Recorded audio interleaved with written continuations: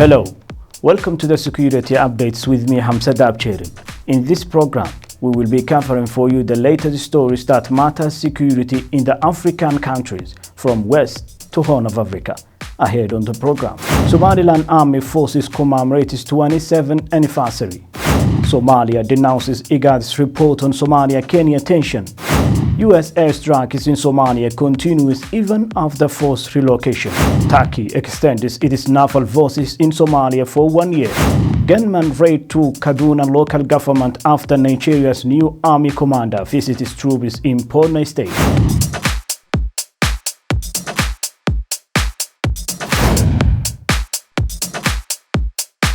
Welcome to the program.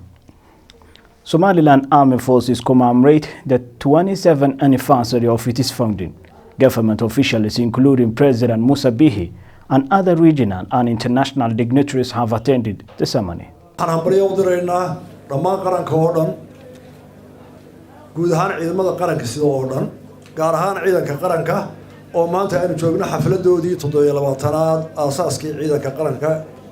Somaliland President Musa Bihi has attended the 27th anniversary celebrations of the National Army. Other government officials, including the Defense Minister and the country's National Army Chief, were also present to witness at the ceremony. The Somaliland National Army Chief, Nuh Ismail Tani, has talked about the various stages the National Army went through since its inception, their achievements and their efforts to be the most powerful troops in the region. He also praised the National Army's performance.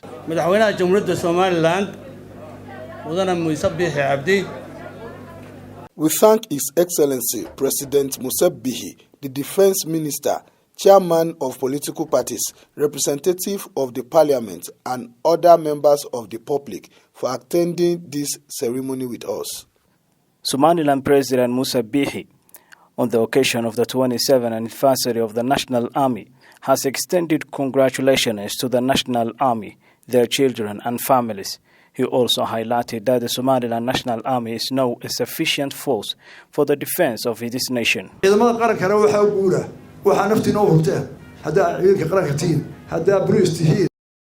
We appreciate how you devoted to your nation, whether you are military personnel, police, intelligence security agency, the maritime, the firefighters, and you should have the nation stand by you. For almost 3 decades, Somaliland has been looking for recognition from the international community after Somaliland declared for withdrawing unity with Somalia in 1991, though Somaliland claimed that they have reached self-sufficient in military and economically. The federal government of Somalia has denounced IGAD's report on Kenya-Somalia political tension and said the report is influenced by Kenya. For the past year, there has been political tension between the two Horn of Africa countries. ريبورتكي soo baxay dawladda Soomaaliya wuxuu ku noqday fajac iyo amankaag iyo qaadawa.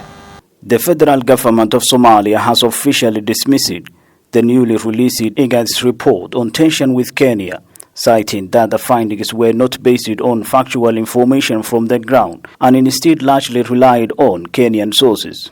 Usman Dube, the Somalia Minister of Information, who addressed the media on Wednesday morning, stressed that report did not reflect the actual situation on disputes with Kenya, adding that Somalia stands by its accusations against its neighbor. Reportka ama warbixinta ay guddidu soo saareen waxa la wixii Soomaaliya ay dibsanaysay ee ay sheegatay guddidii xaqiiqo raadinta ee Djibouti ka socotay waxay ka soo saareen halkan jira. The minister alleged that 8-member team appointed by Djibouti President, who is the current chair of the regional bloc IGAD, failed to visit Beled Hawa, which was the flashpoint of clashes between the federal forces and Jubaland troops that Somalia claims were supported by Kenya. In its report, which has not been made public yet, the IGAD team concluded that there was no sufficient evidence to prove Kenya's interference and aggression on Somalia. It added that allegations against Kenya were not grounded on solid evidence to warrant severance of diplomatic relations. Somalia announced an end to relations with Kenya in last November, expelled all diplomatic staff and ambassadors, and subsequently recalled its ambassador to Kenya. It went ahead to petition IGAD for intervention, but now has dismissed it. Turkey government has strongly condemned the Mogadishu hotel attack, which killed at least 9 people, including a well-known retired general, Mohammed Nur Galal. Turkey said it will stand by the government and people of Somalia in their fight against terrorism attacks. Turkey government has strongly criticized the Mogadishu hotel attack on Sunday night, which killed at least 9 people and injured an unspecified number. In a statement, the Turkey government said they are saddened by the news of the attack, which they alleged Al-Shabaab fighters. The statement reads that Turkey government will continue to stand by the government and people of Somalia in their fight against terrorism and extended condolence to the families and friends who lost their loved ones in the attack. Somali forces brought an end to hours-long gun and pump siege on Mogadishu hotel by Al-Shabaab fighters on Sunday. A well-known former military general was among those killed in the dramatic attack that began at Avrik Hotel, used by politicians, elders and businessmen. The Turkish government is one of the most countries affected by the bombings in Somalia. Last month, a Turkish company constructing a highway partly funded by Doha were attacked. At least 4 people, including 2 Turkish nationals, were killed and 14 others wounded. Just days after the attack, the federal government of Somalia had emphasized that they will assure the security of the Turkish construction workers in the country. The security forces in Galkaya city of Somalia have tightened security in the region.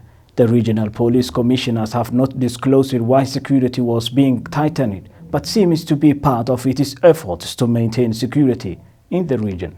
For the past hours, the security forces in Galkayo have started to tighten security in the city. The police forces conducted the operation in several districts and checkpoints in the region. The operation, which seems to be part of Galkayo's police efforts to maintain security in the region, is being scrutinized by public and private vehicles as well as questioning the suspects. The security forces urge the public to give a hand with the police to mitigate future terrorist attacks. For the past month, Galkaya security forces had intensified security operations, and the police regional commissioner said they will continue the effort until they make sure the region is more safe than in the past. Last month, several people were left dead and wounded in a suicide bombing at the entrance of a crowded stadium in the city, where Prime Minister Mohammed Hussein Roble had been expected to arrive. Airstrikes targeting Al-Shabaab fighters in Somalia have continued at a rapid pace since troops were relocated from the country.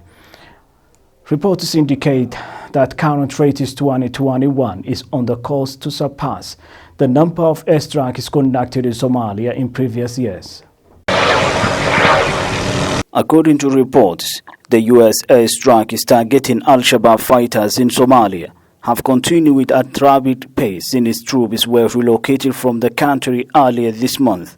AFRICOM has conducted 3 airstrikes against Al-Shabaab compounds and killed key leaders in Somalia.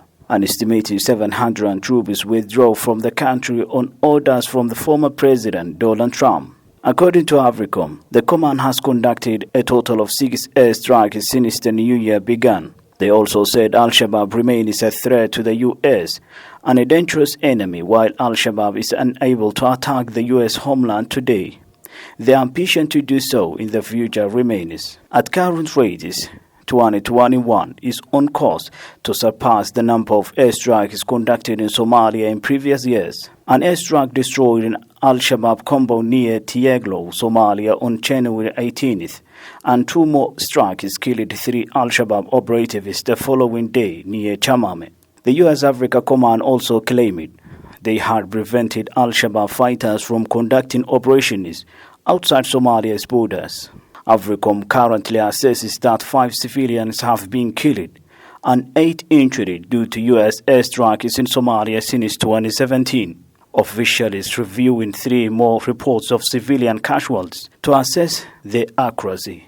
Turkey government has extended for 1 year its naval forces in Somalia to mitigate future pirates attacks on Somalia maritime, which legalized the Turkish naval forces will actively take control of these areas due to the security of the merchant Turkish flags or having ties with Turkey. But we will be back after the short break.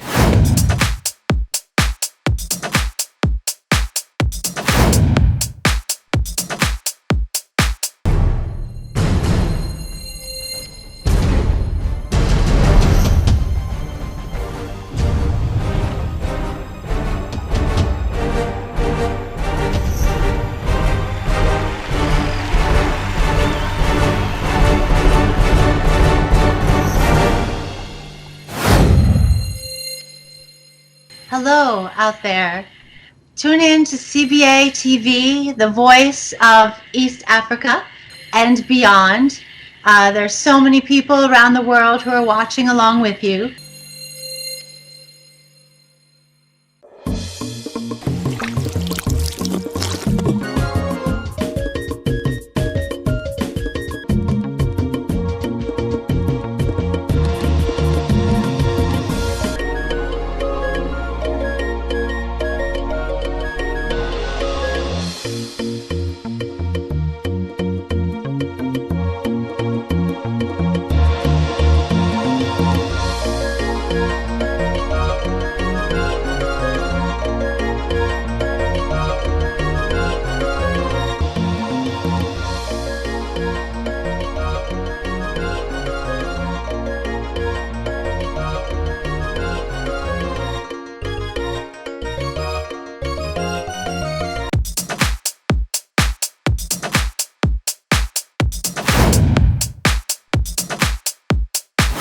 The Turkey government has extended for 1 year its naval forces in Somalia to mitigate future pirates' attacks on Somalia maritime.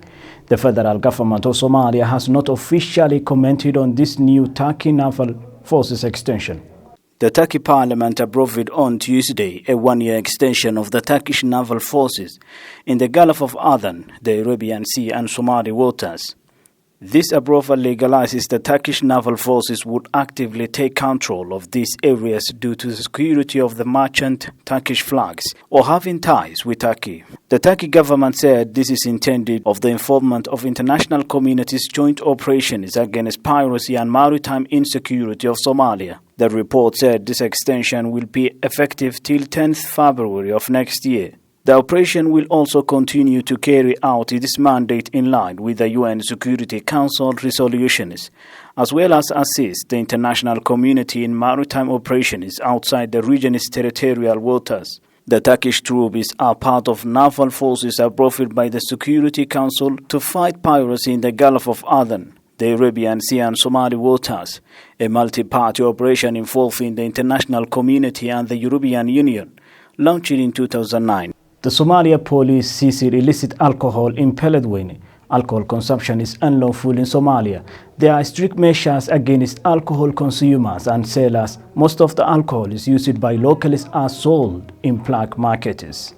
The Somali security forces have confiscated bottles of illicit alcohol suspected to have been imported in Beledweyne. Customs and police authorities in Beledweyne seized which were sealed with sellotape. The regional authorities have confirmed that they have seized over 50 bottles of the alcohol which were imported in Beledweyne town on Hiran region. The police in the region have affirmed they arrested a number of suspects who will be arraigned in court after the conclusion of the probe into their cases. According to the police commissioners, the forces were acting on tips off by the public in one of the town's suburbs. Alcohol consumption is unlawful in Somalia. There are strict measures against alcohol consumers and sellers.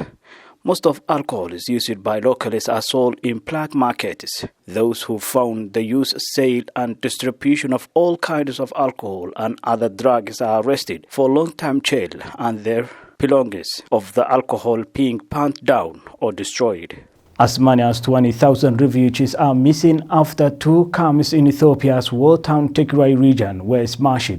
The United Nations said the refugees, most of whom are from neighboring Eritrea, fled from Hitsat and Shimbelba shelters which were destroyed in fighting that erupted in Tigray in November.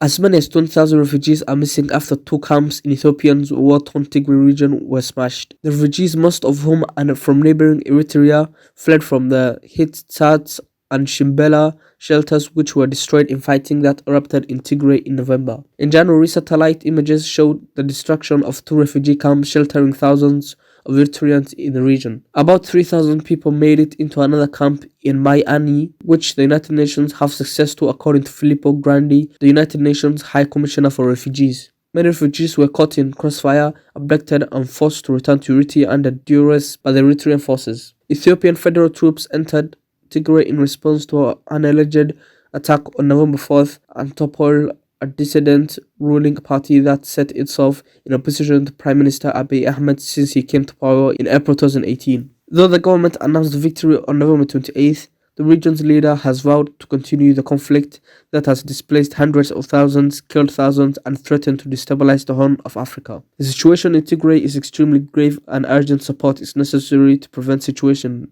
getting worse. Communication in the region remain impeded by a government shutdown of telecommunication networks. Relief agencies, including the International Committee of the Red Cross, have said they are unable to access area outside major towns and rural areas to deliver humanitarian aid.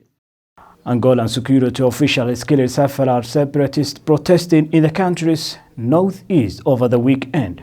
Authorities and rights defenders said, raising fresh concerns over a long-standing culture of police brutality.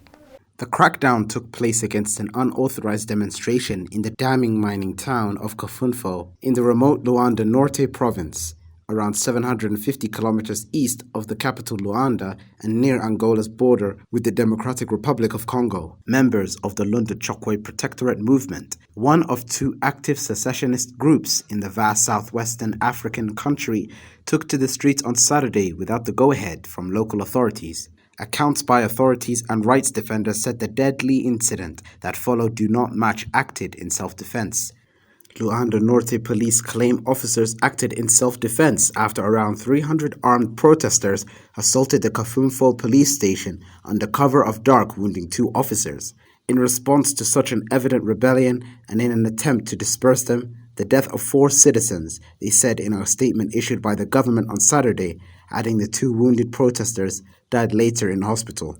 But unverified video footage of the incident circulated on Twitter shows military and police officers standing over a dozen unarmed bodies in broad daylight.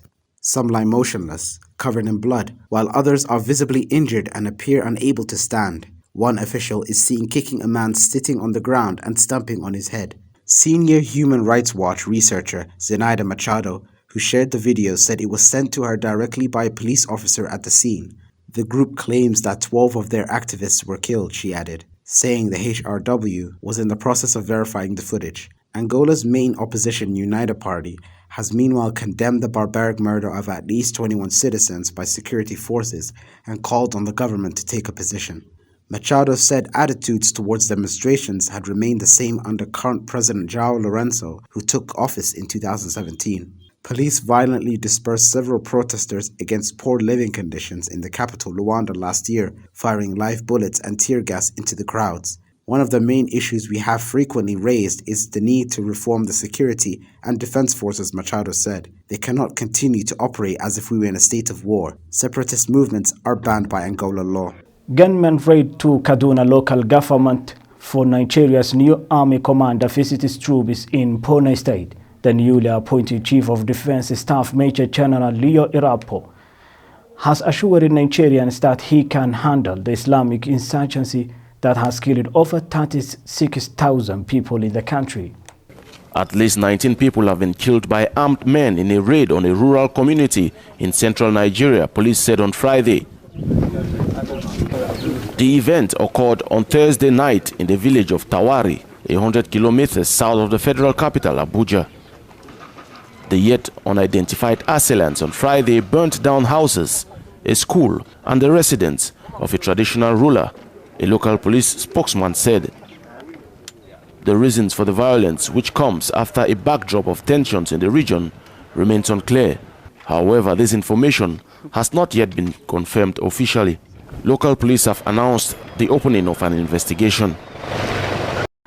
Several hundred young people took to the streets of Tunisian capital on Saturday in protest of perceived government's corruption and police repression, as they also demanded the release of sons of the nations in interference to over 1,000 people arrested during several nights of demonstrations, leading to violent clashes in mid-January. Hundreds of protesters marched in the capital to protest against police abuses. They say their intention and freedoms won in the 2011 revolution that swept away the authoritarian rule. Hundreds of riot police confronted the demonstrators, leading to scaveling some of protesters through portals, while police struck some demonstrators with batons. There have been nearly daily protests since mid-January, the anniversary of Tunisia's revolution that sparked uprising across the region in 2011, known as the Arab Spring. Many Tunisians are angered at the political class scene as locked in power struggles and disconnected from the suffering of many people facing spiraling prices and steep unemployment. Amid this bloody clashes, police have arrested more than 1,000 people during demonstrations over the past 2 weeks against financial inequality, the marginalization of poor areas, and what protesters say they have been heavy-handed police tactics. A young man died in the central city last week, with his family blaming on him being hit by a tear gas canister. Amnesty International on Thursday called on Tunisian authorities to investigate his death.